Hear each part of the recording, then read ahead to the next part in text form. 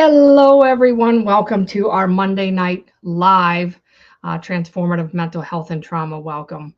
My name is Gina. For those of you that don't know me, I'm a certified neurotransformative trauma practitioner and a art specialist. Welcome to our Monday live. It's so good to be here for all of those that are joining us. I will get in eventually. I will start getting these up. Hello, Sly, a little bit sooner. This would have been up sooner, but unfortunately, I did something to my computer last week, and I was having some issues, and I signed out of all of my stuff. So, like literally, yeah, I literally signed out of everything. It literally just went up not too long ago, but I literally signed out of everything. So I had to go back in and sign into my email addresses on my Google and sign back into everything else. So it took me a little bit. I didn't realize that I had to do all that. So good evening, Michael. Thank you for being here. And so I'm here, I'm live. And so I apologize again for last week being a little late, especially with our speakers meeting and things like that. So how's everyone doing this week? How's your week going? How was your last week leading into this week? How was your weekend? Were you able to get outside? Was it a little bit warmer where you were? Here in Ohio, our weather is a little, I think Mother Nature's a lunatic. I say that in the most loving, kind way. It went from being like warm to freezing to, obviously like 70 and thunderstorms and tornadoes. Then it went to like 30 with snow. So like, I don't know, Mother Nature's she's a little wacko tobacco. So I'm just hoping that, spring's coming. Well, spring's here, obviously, but not here. And I just hope that, we're all thawing out soon and we'll be able to get out and start doing the things that we absolutely love, in nature and things like that too. So you caught two bass and now you're back to snow and cold. Yeah, I'm telling you, see, I think that's what it's doing. I think it's just trying to help us a little bit with the cabin fever. And then, of course, we get out and then we get used to it. And then we're like, holy macaroni, now we're back into the cold again. But at least it gives us a glimpse of what's to come. And then, what's going to happen. It's going to be 105, 125 with the heat index. And then we're all going to be complaining because it's too hot. And then we're going to wish that it was cooler and, we can never win. Not me. Some days I'm like, man, it is hot, but I'd rather take the hot over cold any day and things like that too. So, and everything like that. So, I kind of challenged you last week, I believe it was, or maybe the week before, to do something for yourself, something that you wouldn't do otherwise. So fishing doesn't kind of count, although that is kind of a self-care routine. It's really good for your mental health. Did you do anything else within the last week, couple weeks, something different? Were you able to do something for yourself, whether it was, just to go to the park and sit, whether you went and grabbed your favorite coffee or your favorite beverage, maybe your favorite snack, things like that. Were you able to get out and do something for your own self-care? So were you able to get out and do anything? Any of you?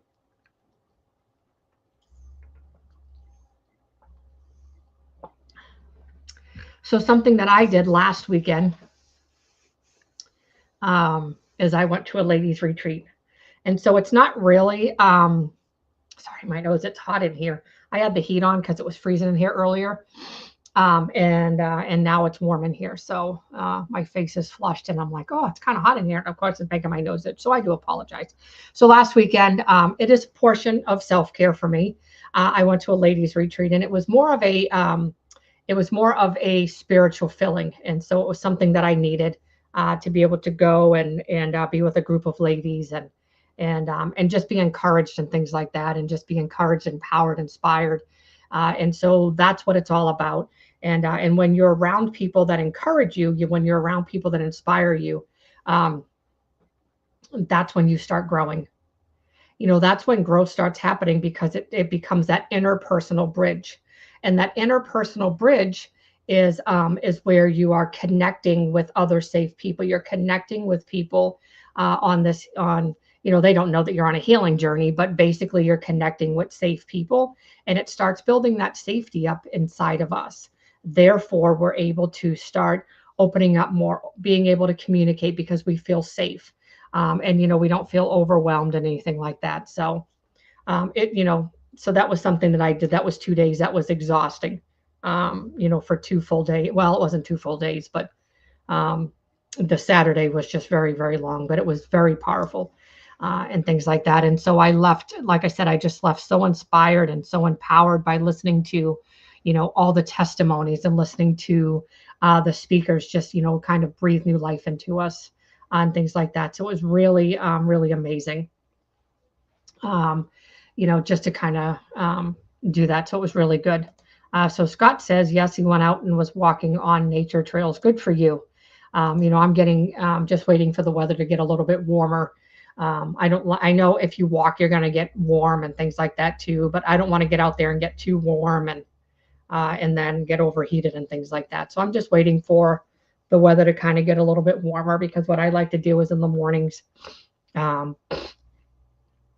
walk my daughter down to the bus stop and things like that too. So, and then, my goal is to continue to go for walks, pick her up, and things like that too. So, get out there and start exercising and things like that too.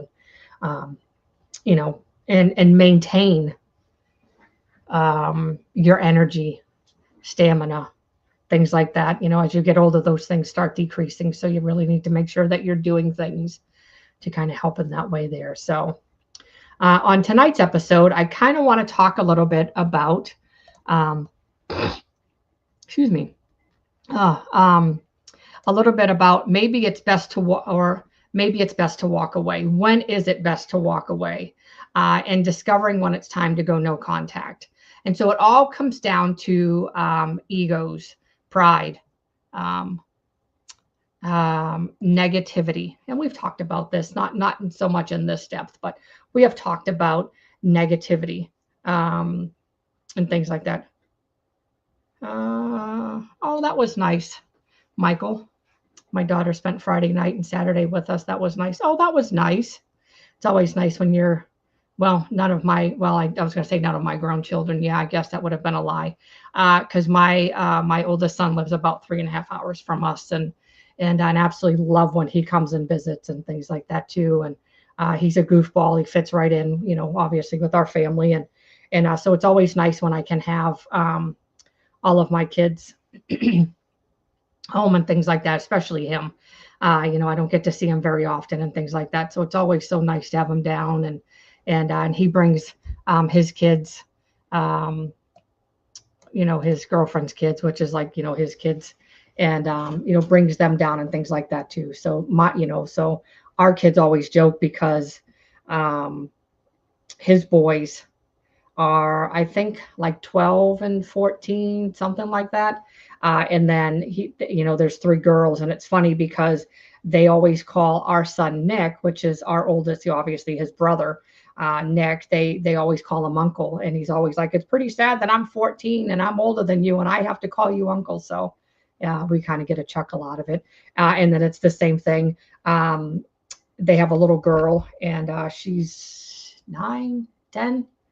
Somewhere in that age range, and so it's funny, when they're all goofing around, and Alex is like, "Oh, I'm your aunt," and it's just so goofy to know that you're 2 years younger than her, so it's goofy. But I always love when my adult children come home and things like that. I always told my daughter when she leaves, I'm going to be lost, and stuff. She was my first girl, and we do a lot with her, and things like that too. And so we're going to be lost. I know the other 2 that are home are going to be lost when she leaves. Although Nick will say, "Oh no, I'm not. No, I'm not. It'll be good when she's gone." No, he'll be lost. It was funny because when we first moved, I got to tell you this, because this will tell you a little funny story before we get into our topic about our oldest daughter.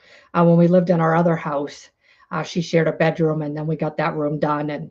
And you know, my other son was able to move into his own room and stuff. And it was funny because she's like, can somebody come sleep in here with me? It's lonely. So I tease her. I'm like, when you move out, what's going to end up happening is you're going to call and ask if one of your siblings can come and stay, because you're going to miss them, because you're so used to having them around and you're so close with them that once you get married and you move out, you're going to miss them. And I said, but I know that novelty will wear off. I mean, as far as wanting them to come stay, it's not going to be like you know, they'll go over there and stay, but not like an everyday thing, because it's just going to, like I told you, it's going to take time to get used to it. It takes time to get used to anything. And so Michael, I'm so glad that your daughter came and, you know, spent, you know, Friday and Saturday with you, and I'm sure that, you know, helped you and lifted your spirits and things like that. It's always nice again when our grown kiddos come and visit, and especially if they come and surprise us and things like that too. So it's always nice, and things like that too. So yeah, and it's always nice. Like my mom, you know, she'll call me and be like, "Oh, you gonna come visit?" I'm like, "Yeah, it would be nice, but you know, I don't want to drive 14 hours to the East Coast. I hate that drive, and then it would be nice to fly, but then I'm like, I see all these different things happening with airplanes, and I'm like, yeah, I'm just gonna wait. So we'll see, because it is always nice. And my mom, you know, my mom and dad are older, and things like that. So we'll see what happens. But I got a lot planned for the summer, with the kids and just with my art business and things like that too. So I'm really hoping that, you know, we'll see. Anyway, all right. So tonight, again, we are going to talk about when it's time to walk away. When is the best time to walk away? When it's time that you feel that you should have no contact.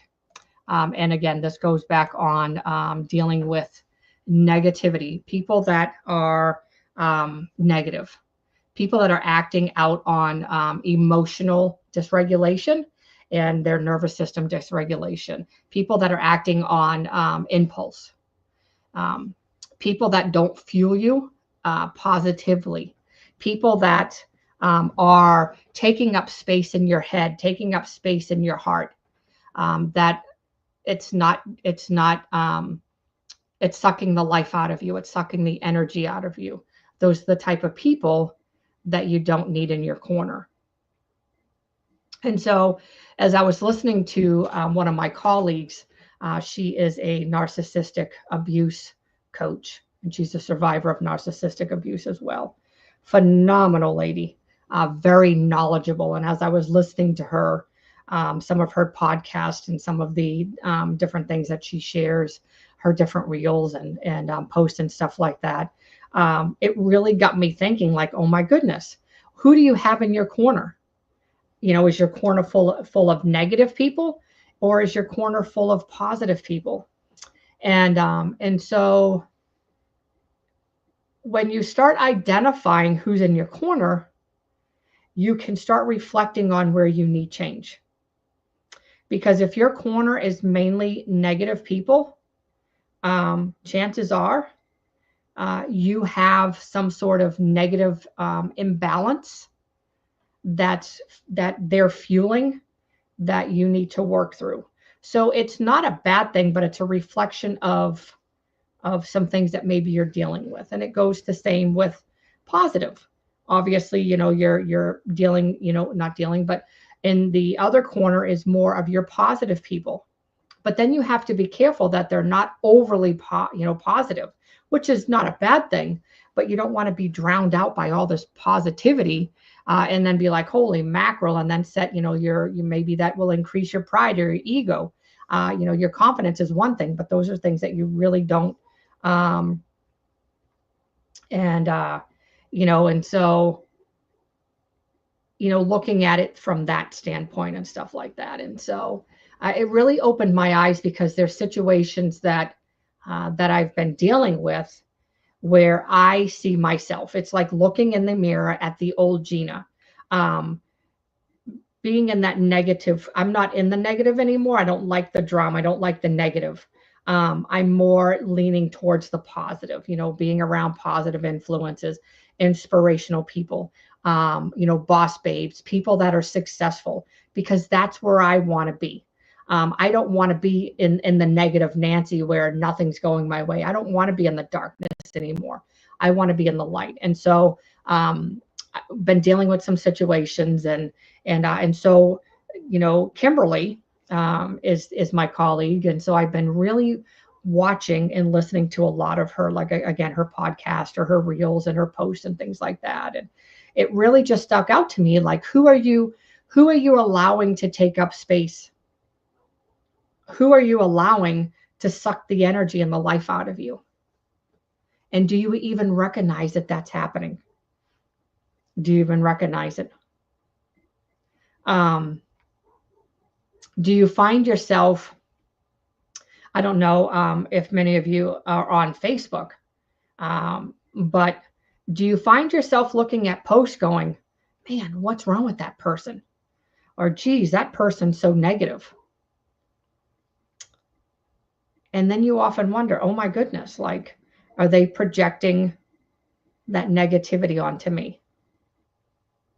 Or do you find yourself in relationships, whether it's with family, friends, significant others, and they are just so negative and they nitpick about everything?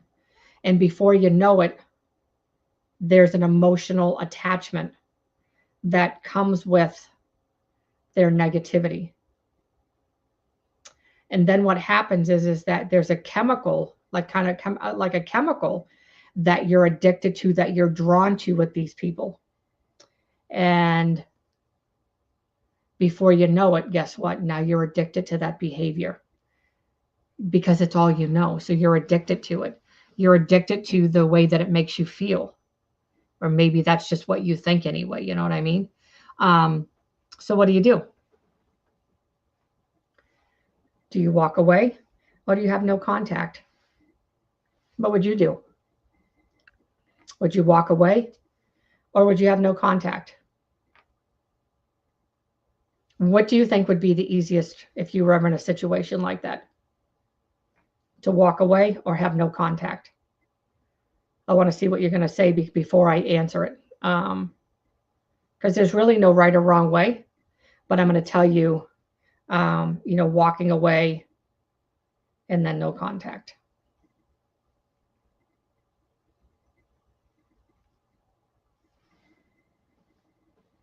And to kind of see.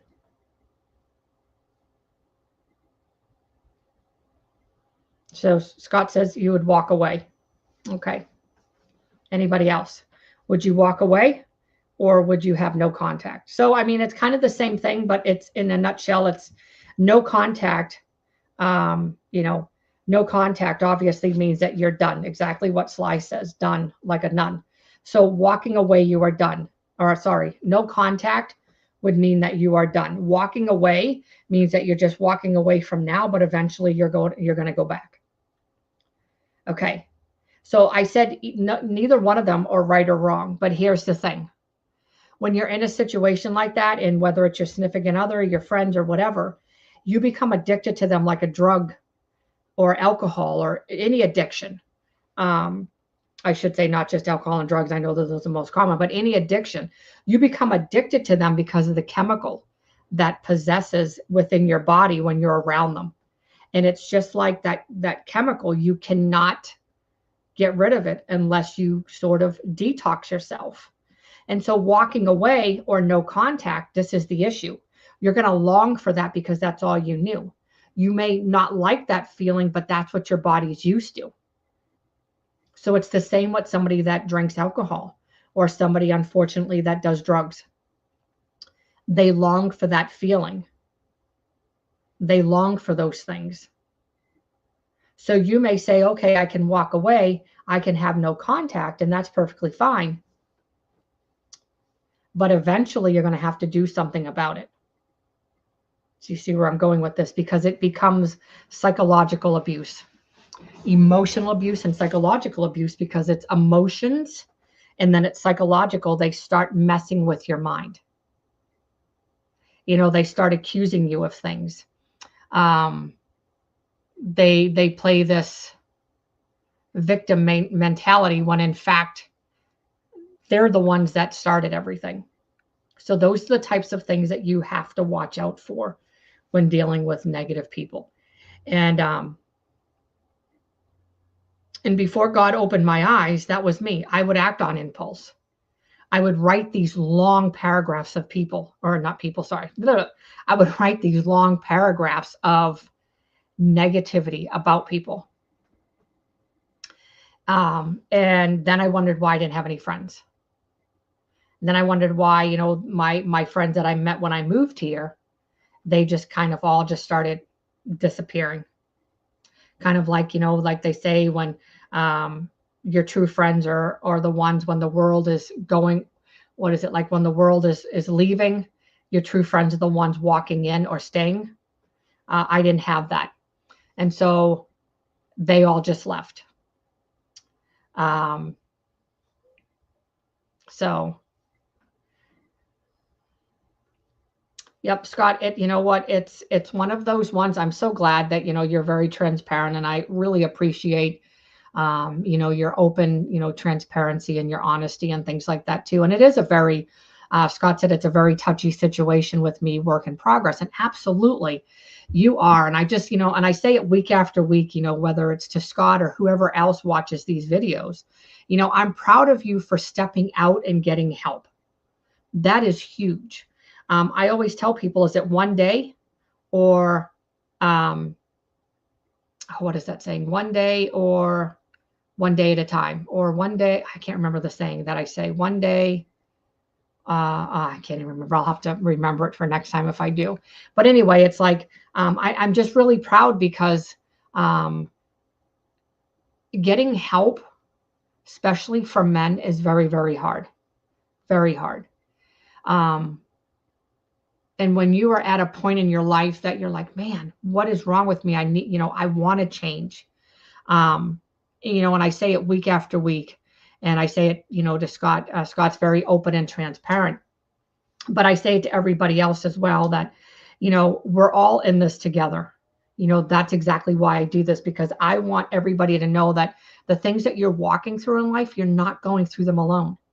It's things that I've dealt with. It's things that I'm sure Sly has dealt with, things that maybe other viewers have, whether they're on now or they watch later on.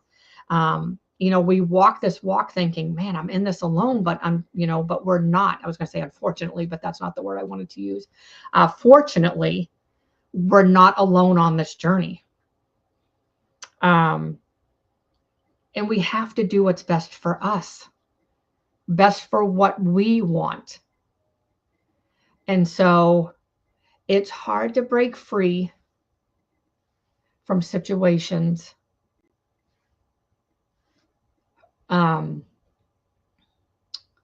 Very hard to break free from situations because there, a lot of times there's a lot of hurt, there's a lot of pain. There is, it's your body going through the motions and the emotions and the feelings, kind of like having withdrawals. And it's kind of like getting the help that you need at the time that you get it is where you are in your journey, if that makes sense. And so we all have faced living in a negative environment, or, being in around negativity. I'm very transparent on here. When I grew up, I grew up in a very negative home.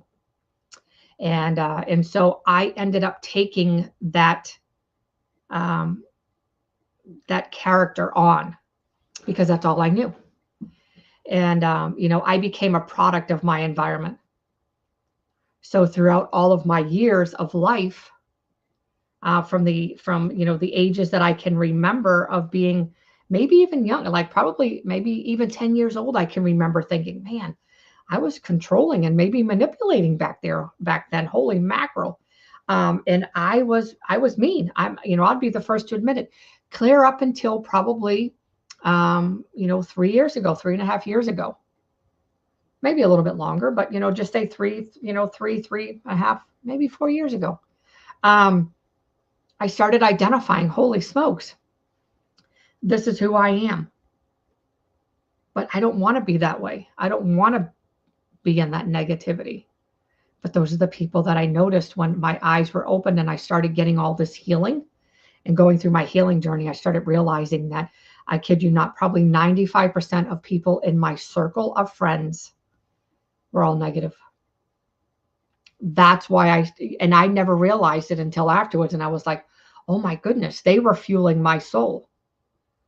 And so for me, hi, Cooper E. Thank you so much for being here. So for me, walking away and no contact was very, very hard.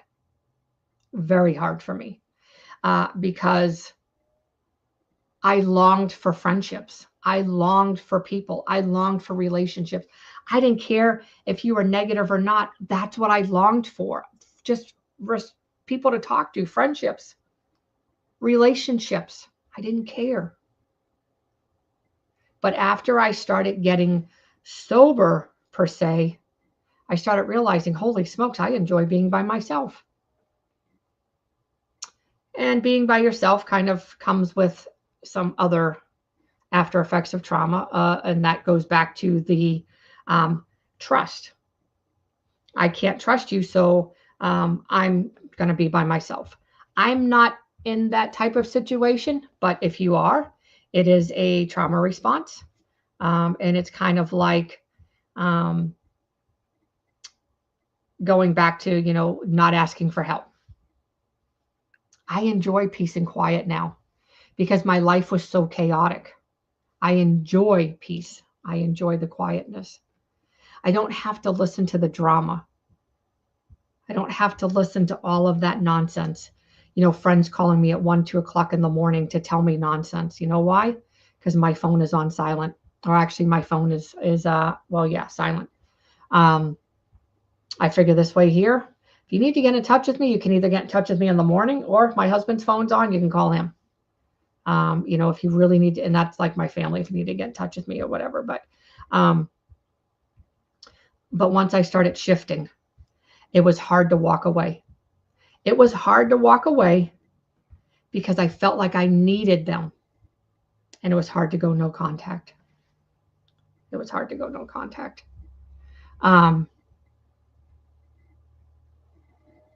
Friendships that I've had for over 30 years, I really have had to walk away.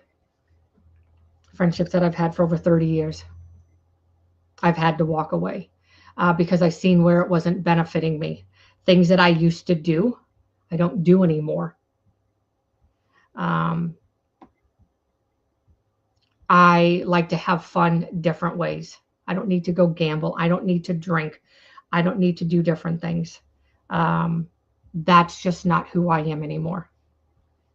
And so Michael says, I enjoy my time alone. Absolutely. And I mean, there's a lot of wonderful benefits with being by yourself and just your alone time, listening to yourself, taking in, listening. When you're sitting, whether you're sitting in the quietness of a room, what are you hearing? Are you hearing the clock tick tock, tick tock, tick tock? Or, are you hearing those things that you haven't heard in a long time? Are you hearing, maybe your dog snore or your cat snore or something like that? Are you hearing new things that you haven't heard in a long time? Because we don't like to sit in the quiet. And so I sit out here in my workspace. I never liked the quiet. I hated the quiet. But now I sit out here and I can literally tune into the birds chirping, and I can hear the cats meowing, and I can hear the dogs barking, and the dogs barking from a long way away, and those types of things. And it's like, wow, I'm really trying to stay connected, things like that. So Cooper says, this topic is pretty amazing right now. I'm needing to separate or stay separate, like not starting back with some family. And absolutely, it's, my heart goes out to you. especially when it comes to family. Family, I think, is one of the hardest because it's like their family. And I've had to go no contact with my family for a while, and it just about got the best of me.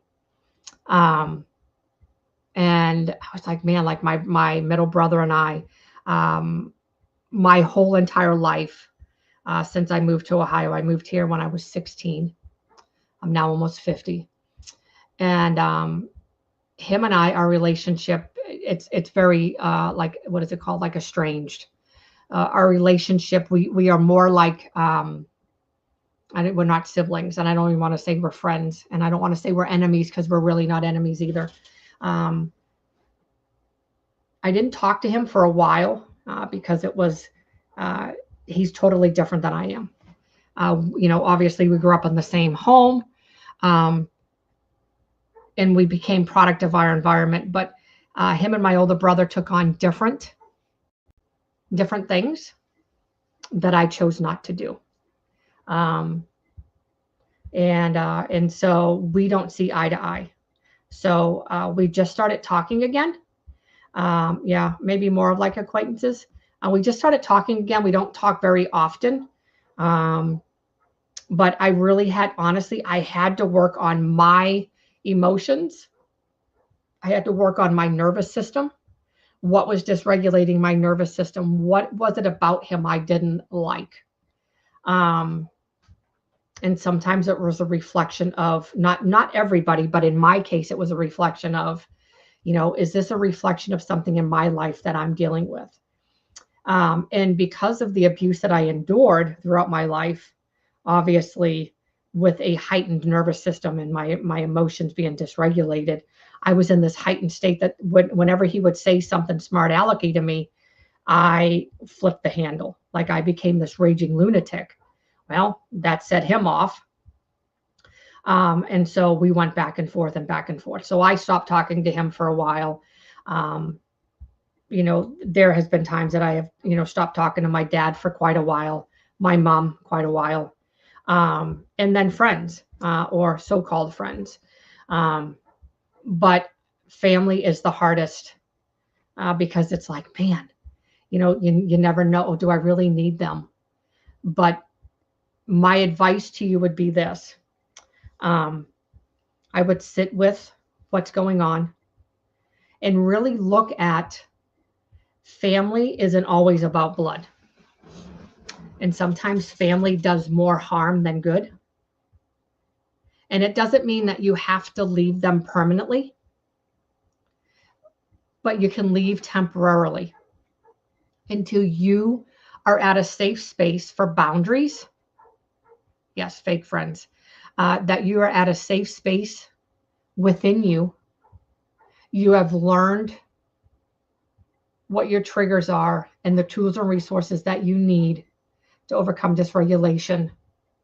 But most importantly, that you have set boundaries with whoever it is that you're having these challenges with, that you have set the boundaries. Because if you don't value yourself enough to set boundaries, when you reintroduce yourself back into your family, if you don't have those boundaries set, you're going to go back to square one again. It goes back to value. It goes back to,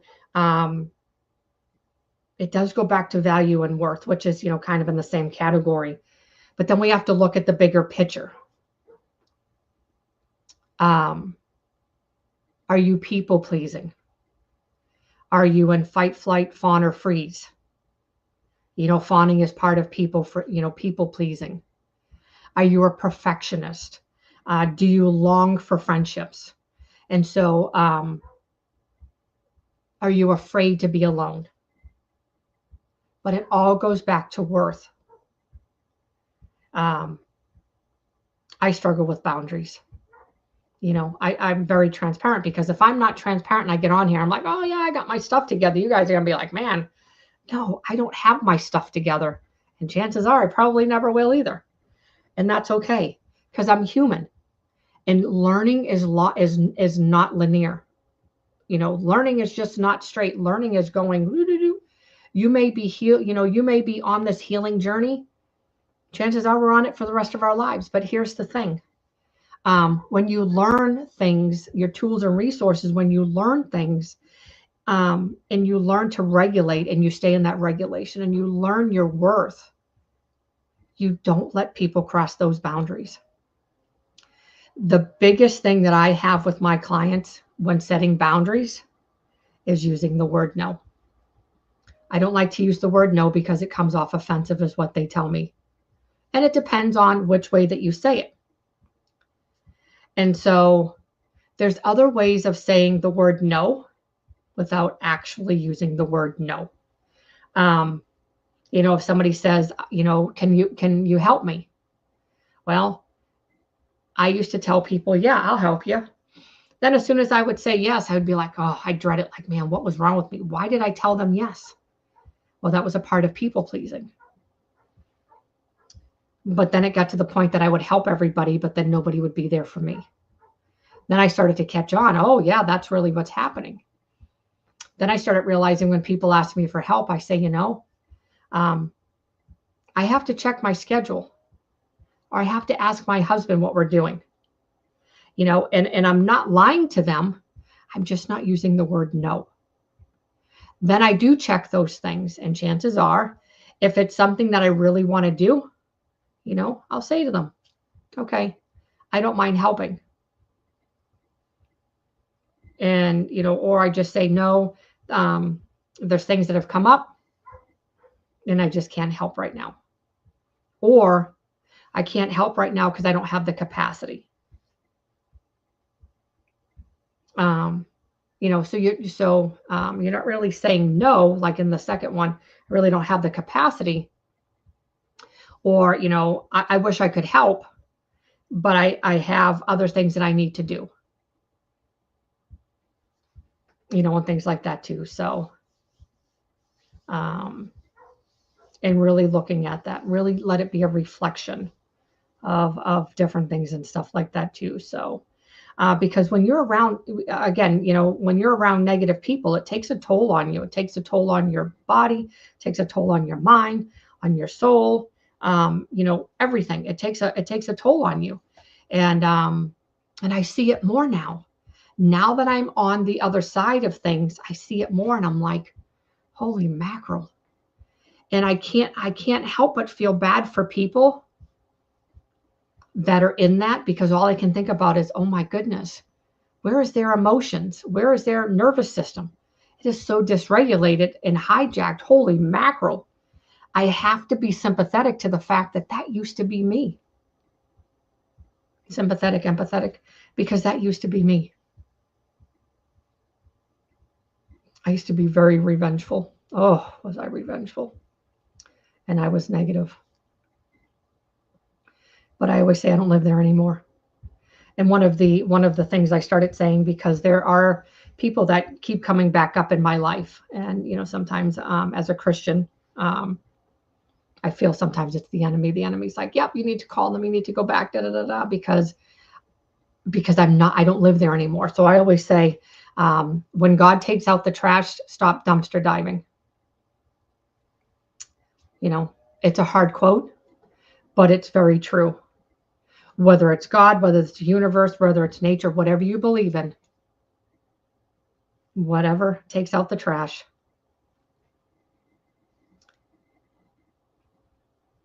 try to do your best to not go dumpster diving.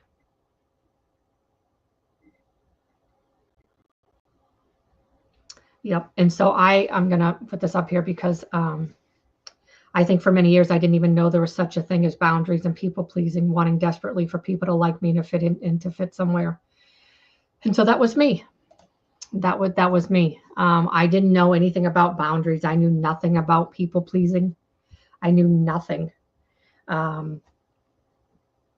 knew nothing about any of those until I started getting into my trauma recovery. And I really started digging deep into all of that. And I started learning about boundaries, about people pleasing.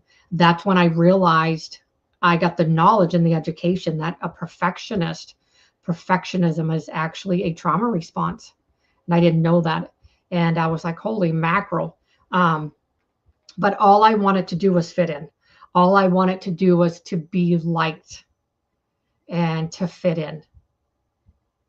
Um, and it's just like, wow, looking back, there were so many things that I was desperate for. And so I totally understand exactly how you feel or felt in that moment. Um, because it's just like, man, thinking back of the things that I did or tried to do, um, was just like, man, I was really that desperate. But again, um, when we are in the trauma after effects, or things like that, sometimes we're just, we don't know what we don't know. And so it's giving yourself grace and saying, I know about these things now. Now I know what I need to do. What I need to do to try to overcome these things. And so Cooper, also said, thankful for God's perfect love. Easy to forget. Absolutely, it is. Um, and it's one of those things that, I wouldn't be here today if it wasn't for God. And so a lot of the stuff that I'm talking about, it's interesting because a lot of the stuff that I'm talking about, it's not a year, but I will be, eventually. I'm hoping before the year is up, at next year's retreat, I will be sharing my testimony. But my testimony will be different. My testimony is just going to be not me reading, about my life and the challenges that I faced. I'm literally dissecting. I'm dissecting my abuse and showing you firsthand where God was. Not just my abuse. There was other things in my life too that God saved me. Um, and and so I think that's important because I can, not to get on the Christian side of things, but you know, it's a part of healing, whether you believe in God or not. That's between your personal relationship with whatever. But for me, as a Christian, I'm a believer, and so I'm gonna break it down. I want to show, in different aspects of my journey where I was saved. And I think that opens up the doorway for other people, again, to know that you're not alone. Even if you're not a Christian, you don't have to look at it from a Christian standpoint, but to say, you know what, Gina went through this and look where she is today. Gina endured, a lot of unimaginable events. Look where she is today. I want to be that inspiration. I want to be, that empowerment, that men and women need to say, you know what, I need to get out of this pit, because there's more to life than being down here. And it took me a very long time, to get to where I am. And it's never ending. It's a constant learning. Even, I just got my I got, not just, but I got a certification in neurographic art. And, I've talked about that before. And in the end of October. And so between the trauma, the complex trauma, the developmental trauma, and the neurographic art, I'm constantly trying to educate myself, because the research and the science changes all the time. It's changing every day. It's changing. And so I started digging deeper into neurographic art, because I'm like, how does it work? Like, I really wanted to know. Yes, okay, there's neuroscience, which is the way that affects the body, and then the neurobiology, neuro meaning, mind, biology meaning the body, the biology of the body and things like that. And so I was trying to figure out, and I was sitting here going, man, hold on a minute. I was trying to figure out, and I said, what is it like? What is it about neurographic art? Like, what is it about it? Like, what is it about neurographic art that I guess will change you? So I'm just trying to look it up really quick. So yeah, sorry. So neuro is the nervous system. Sorry. So it's the nervous system, and the biological really, is the body, is like the living organisms and their processes. So it's the body. So what it's referring to, I wanted to look it up really quick because I was like, yeah, that doesn't sound right. So what it's referring to is the study of the molecular and the cellular and the physiological mechanisms of the nervous system. And so that's goes in like the neurons, how they communicate, the brain structure, how it relates to behavior, cognition, and diseases of the nervous system. And so what I wanted to do is I wanted to go in because how many of us sometimes we're just like, I want more, I want more, I want more, I want more. And so I wanted to look at how does it really, like does it really change your mind and does it really change your body? Is it really changing you? Does this art really change you? Because even though I've had my certification, I've been doing neurographic art since May of last year, so almost a year in May. What I want to do is when I'm offering it, I want people to understand the neurobiological aspects, benefits of it. And so I started digging deep. I started researching things and this and that. And what I found out was just pretty intriguing. And so the neurobiological aspects, the benefits of using neurographic art are absolutely amazing. And so it's one of the only modalities that actually uses like your both hemispheres of your brain. Well, I can't just say it's the only one that does neuroplasticity, but it's the rewiring of the brain. So it's the rewiring of the like the subconscious of the brain. So what it's doing is it's repairing, creating, reconnecting, and repairing, rewiring, reconnecting, and creating new neural pathways. And that's what changes. Another wonderful aspect of it is the activation of the vagus nerve. That's another huge thing, another huge component of it. And so why I bring that up is because, obviously it's my art of choice because being very creative, but it was something, I don't even know where I was going with this, but I like it because of how it changes our mindset, how it changes our brains. Maybe that's where I was going because of us being on this negative topic that we're talking on. And it's something that I have longed for. And when I found it, I was like, holy mackerel, like I have found my jam. And so when you find something that works, it was the education piece because of what I do. So that was the education piece. But when you find something that works, stick with it until it doesn't work.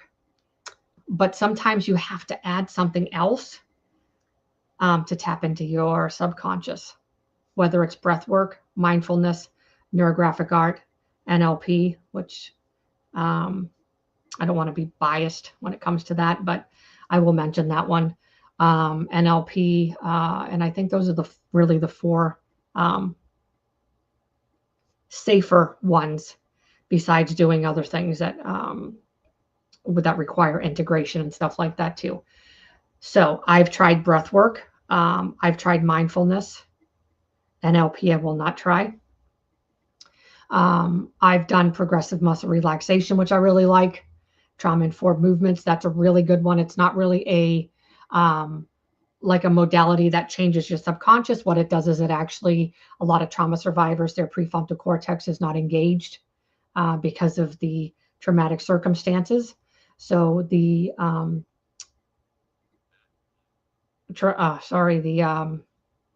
my goodness, progressive muscle, the trauma-informed movements. See, that's trauma brain. Maybe I'm just tired. Trauma-informed movements, it's a 3-part movement. And what it does is it starts getting your brain to operate in adult brain and not trauma brain. So, yes. Oh, I'm so glad that you're here too, Cooper. So glad. And Scott, thank you so much. That truly means a lot to me.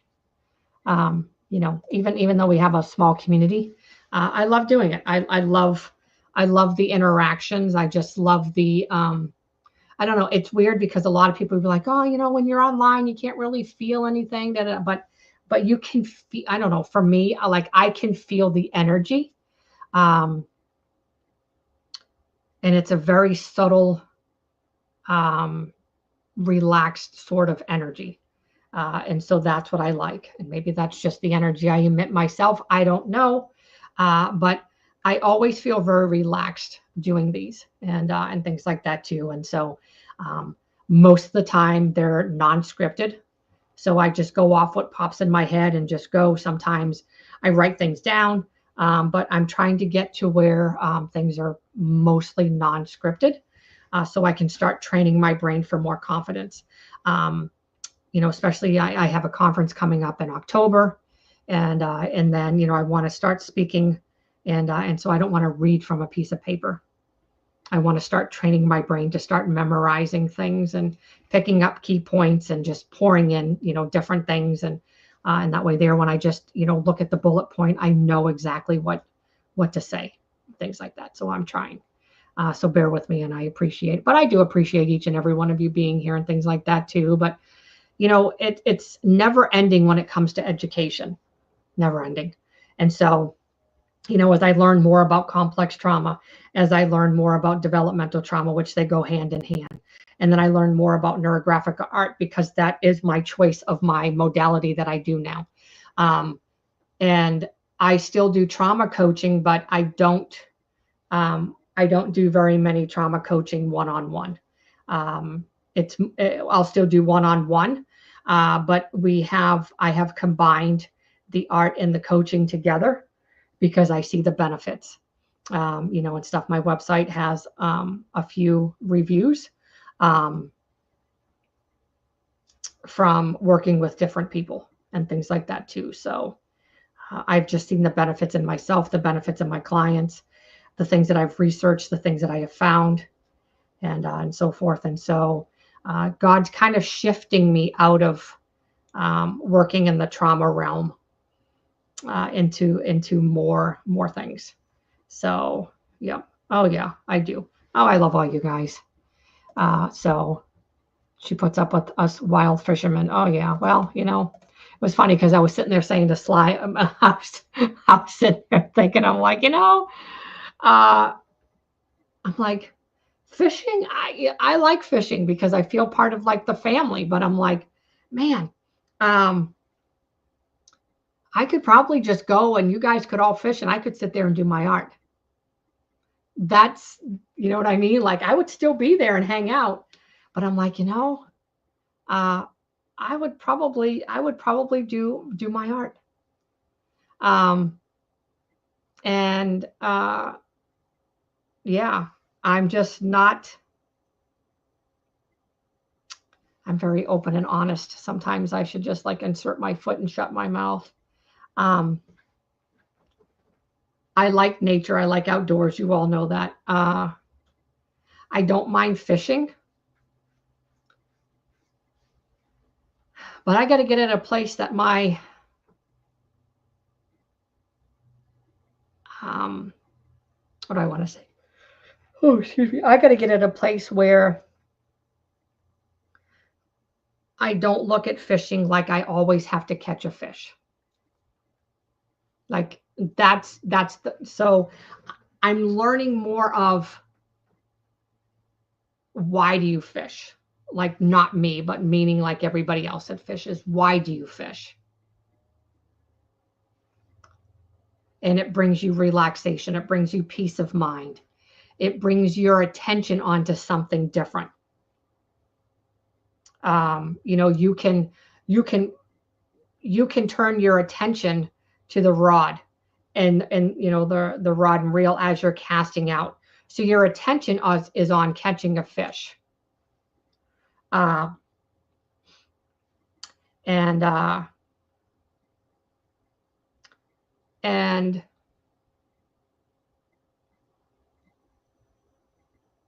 I'm not there yet. And that's okay.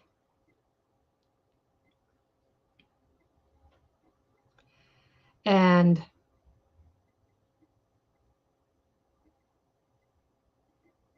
will I ever be? I don't know.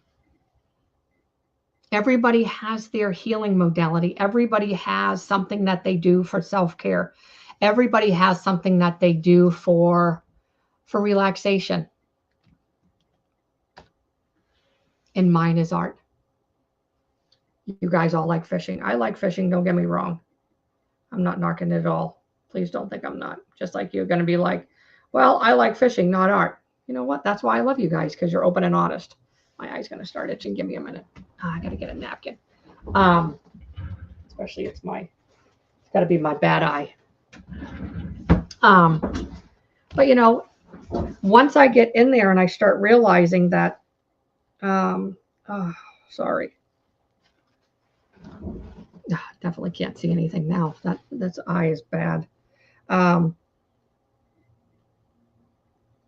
But it's to the point that I enjoy going. But why I brought that up is because my expectations are different.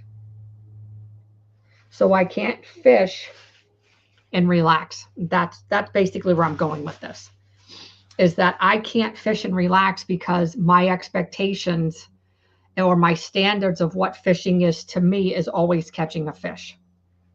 So I'm always thinking, oh my goodness, I didn't catch a fish. Well, I must suck. When in fact, it's not that I suck. You know what? It's a matter of chance. But I would go and sit, watch everybody else fish, and I'll draw. Just like Sly said, you need to come to KBFNC in November and do a mural of your art for the end of fishing every day, and I would. My eyeball, sorry guys. But I love it. So Charles loves it. Sly, he likes it. So I enjoy going, you know, and stuff and spending time with him. Oh, I know it's called fishing and not catching, but that's what I'm saying. And my, you know, my,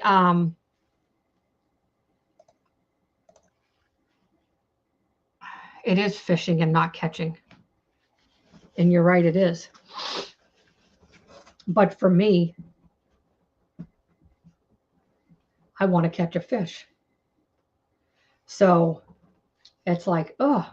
So then I get frustrated. And I've said this, I said this last year too. I get frustrated when I don't catch a fish. So then I'm like, okay, I didn't catch a fish. Da da da da da. And then I'm like, now I'm back. Excuse me. Now I'm back to square one again. I'm like, oh. So I'm trying to get at a place. So where I'm going with this is this.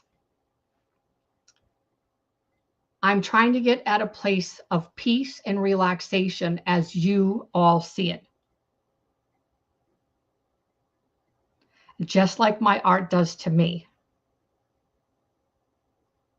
And maybe the art is where it's supposed to be. I don't know. But I enjoy going because it is fun. It's fun when you do catch fish. It stinks when you don't, but it's a part of life. But I think in those moments I need to reflect on, and this is where education is key, and where you look at points of your life and say, what is this moment teaching me? And so I've shared this last year. I'm going to share it again today. In those moments of not catching fish and being impatient, I feel like in those moments I was being taught patience because I can be very impatient. I don't like being impatient. Or sorry, I don't like I don't like waiting. So I become very impatient. I don't like being impatient, but I don't like waiting. I got it backwards, sorry. And so sitting there for 2 or 3 hours fishing and not catching a fish, and then I become like, and then what ends up happening for me, all these ruminating things start coming up for me. And so then I have to go back and reframe all of that. And so fishing is supposed to be relaxing. And for me, it brings up too many things. And then I'm like, I'm done. So those are things that I'm trying to flip the switch and say, oh, it's not about catching. It's about just going and being in nature, going and just relaxing. Same thing as when you go hiking and things like that. Going and just sitting and relaxing and watching, you know, listening to the birds, listening to the fish flop out of the water and those crazy cranes trying to swoosh down and get the fish out of the water. It's all about building mindfulness, that mindfulness focus connection. And so that's what I'm trying to build within myself. Because I see so many benefits of fishing. I see so many benefits of nature. I love nature. So, so those are areas that I look at, because I'm not knocking fishing at all, because I see the benefits of it, and I know that it's part of the trauma-informed movements. Absolutely it is. So I see the benefits of fishing as a modality, as far as, those that have endured trauma and mental health. It's huge because you're outside. It brings in the trauma-informed movements. You're out in nature. You're out in the water. Water can be very relaxing, especially listening to just the water moving and maybe hitting your boat and your kayak. That would probably make me sick, but nonetheless, it's very relaxing to some folks. But I'm getting there. I'm learning patience. I think what's teaching me patience is working as a substitute. And really learning to have patience of everybody's different, and these generation of kids are just so different than when I grew up, or even when my oldest went to school. These kids are all different. So, well, yeah, I know you like it because you get on those boats and stuff like that. Not me. I mean, even when I was on an airplane, I haven't flown in forever and a day, but even when I was on an airplane, when we went back to Massachusetts, holy smokes, it was like I could feel the motion. So I just kept my eyes closed and was like, I'm just going to try to sleep the whole way there. So yeah, yeah. Now see, that's me too. So the rain on a tin roof drives me insane. I can't stand that either. That would absolutely drive me insane.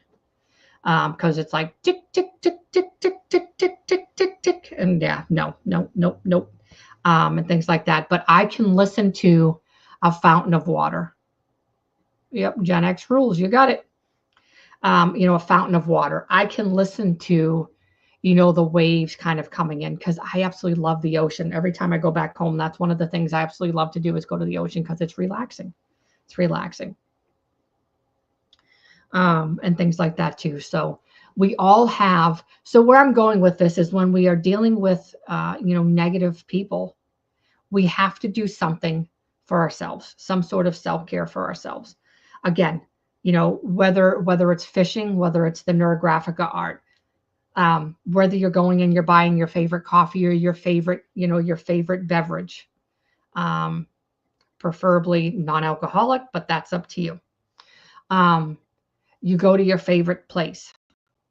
You go sit by the water. Go people watch. And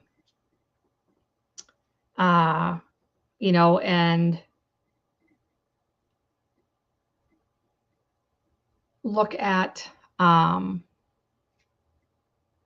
what is it that you're doing for yourself?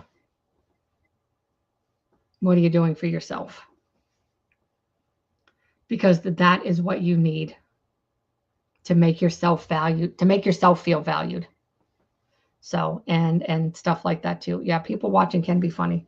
Gen X rules, and Gen X is the best ever. Yeah, I always get those confused, with the Gen X and the whatever, the millennials and all that baloney. And I'm like, oh, brother. So a lot of that stuff, I'm just like, I'm not up with it. Although I should be, but it's fine. So any questions, comments, anything else? So I have some exciting news. Well, let me give you the bad news, and then I'll give you the exciting news. So the bad news is, next Monday I will not be here. I am doing a neurographica art class for some youth. So I won't be here next Monday, but I will be back the following Monday, which is the 21st. So just make sure that you mark that on your calendar. If there's any topics that you would like to talk about, you can feel free to email me or, message me and things like that, and things like that. So kind of like that. So just remember, I won't be here Monday. Um, and then I have actually a couple exciting things. So this is, yes, I know, Scott. I know you had mentioned, you had messaged Sly about one of the ones and had forgot. So, and I appreciate that. Um, uh, it's I appreciate that because I enjoy doing them and I really hate missing them. I really do. But it just seems like a lot of the classes and stuff that especially the youth class, it's on a Monday. And I wanted to get one in with them before the end of the year and things like that too. So Cooper, do you have, I'm going to give you the website. I'm going to put it down here. Oh, whoops, I almost did that wrong. And when you go on here, it's different. It's not .com, artoftransformation.life. There you go. I had to think of what it was. And so if you go to artoftransformation.life, I think I spelled that right. Okay. So when you go there, you will click on, I believe it's drawing classes or drawing and master classes. I believe, hold on, drawing master classes and workshops. And in there you will see the workshops. There, I haven't put the second free one up yet. There's one free one on there, and then most of the workshops are very reasonable. They're $25 a person. It's probably about 2.5 hours of drawing that we'll be doing when we do them. The first free class is May 21st. That's at 6 p.m. and it's an anxiety release. And so that one will be about 2.5 hours. That one will be. But yeah, I mean, anybody can go on there, artoftransformation.life, and you can look at all the classes there for men and women. And even though we are in a group setting, you don't have to have your camera on. It's not recommended. There might be times that I message you or, I'm supposed to look at what you're drawing and stuff like that too. But, for the first couple of classes until you start getting familiar, you don't have to, actually, you can't shut your camera off. I take that back. I don't have to see your face. I have to see what you're drawing. So I won't see you anyway. But you'll be muted. I won't be able to hear you or anything like that unless I ask a direct question and stuff like that too. But very, very laid back, very, very safe environments. I don't take anything from anybody. So if anything negative arises, they're gone. No ifs, ands, buts about it. They are very powerful. So somebody may say something negative and it's not against anybody in the group. It's just something that's coming up for them. And so I hold space for them as well. And so, there's things like that. They're not just all about releasing. We have some where we do a lot of instilling positivity, removing blocks. What are your limitations? And then instilling a goal. Do you want to buy a house? Do you want to buy a car? Do you need to do this? Da da da da da. And so I would love, if anybody's interested in signing up, you're more than welcome to. So the other thing is I started another YouTube channel. And I don't even know what it's called yet. I can't remember because I can't, if I don't want to flip over and then lose it. But it's all going to be neurographica art. And maybe in 2 weeks, I'll be able to find the link and post it in case you want to get on there. Because I can't remember what it is. I want to say it's like transform through art, but I don't even know if that's even what it is.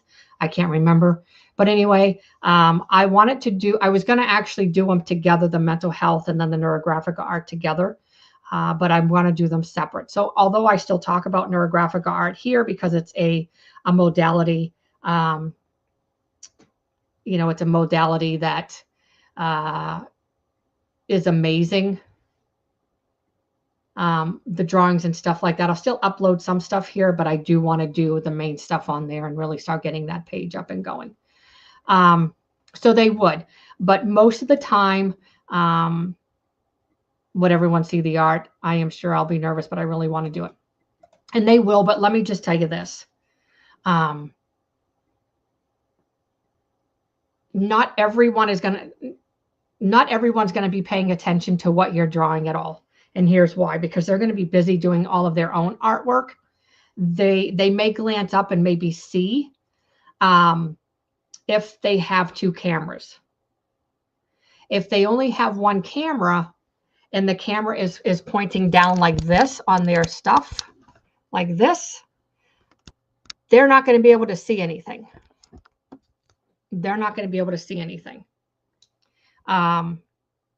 So they won't be able to see any of your drawing. I have two cameras because I need, as I'm guiding you, I need to show you the process. And then I want you to be able to see me, not see me, but at least hear me. And then for those that maybe have two cameras, they, obviously can see me as well. But, or sometimes I'll just go in with one camera. It just depends on, what I'm doing and things like that too. But I wouldn't worry about it. The most beautiful thing is that there's no sound. So even if you start crying, if you become emotional, you start yelling, because that's possible, just being realistic, nobody's going to hear you. You'll be on mute. But I will ask like reflection questions as a group to everybody, and it's up to you if you'd like to answer. I think it's the more people become comfortable, and the more that other people start sharing, the greater it becomes. It becomes a greater transformation and things like that too. So, make sure that you pick out, and as you're on this healing journey, just look at other things that you can do to instill in yourself. Invest in yourself. And that's what it's all about. And so I will make sure that I, next time I will get the new YouTube, because it's going to be intermixed. I mean, I'll put other things on there too, but on my other YouTube channel too, but I really wanted to separate both of them. I don't want to burn you out with always talking about neurographic art, although I do know how amazing it is, but I don't want to burn you out on that, which I'm sure some of you probably wouldn't care, but I want to be able to separate them and do drawings and stuff like that too. And I've done drawings here as well and stuff, but I want to, focus a lot there as well. Another thing is if you go to artoftransformation.life, this has, you will notice, this is for everybody too. You'll notice there's a fundraiser tab there. If you click on the fundraiser, you will notice that there is a fundraiser for my family and I. I don't feel obligated. But if you could, copy and paste and maybe share the link to anybody that would be interested. We are in the final stages of our adoption. And we have a little bit more money that we are trying to raise to finalize our adoption. So if you are, in a position that you can support us by buying a ticket and things like that, all the information is there. Or if you cannot, that's absolutely fine too. You can pray for us, do whatever, send well wishes, good vibes, whatever you'd like to do. That's perfectly fine as well. But all of the information as far as that, my classes, my master classes, my live classes, if you're local, I will be having live classes in person and things like that too. I'm going to try to start off with some teens, doing some teen work and things like that too, and then maybe eventually do adults. It's just nice when you can do them online and things like that too. But please check out, my website, and if there's any classes that you want to sign up for. If you have any questions, any concerns or anything like that, any topics that you'd like to see in the future, in the near future, just let me know. I'm very open to talking about a lot of different topics. So, you can just kind of let me know.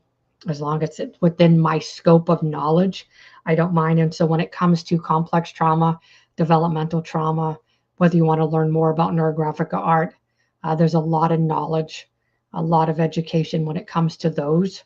And so if there's anything within them, I'd be more than happy to share with all of you.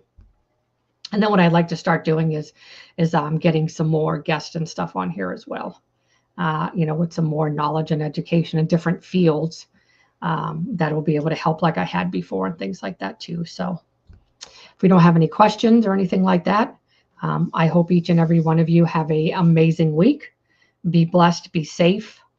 And, and if we can get outside and walk, fish, sit outside in the sun, sit in the window and let the sun permeate on your face. yes, I do need to get linked up with him again. So I told him to email me, so I might have to just reach back out to him again and told him when he had some time, let me know, and I would fit him in and stuff like that too. So, um, I'll email him again. So, because I enjoy having guests and stuff on here too, because and then it gives me knowledge.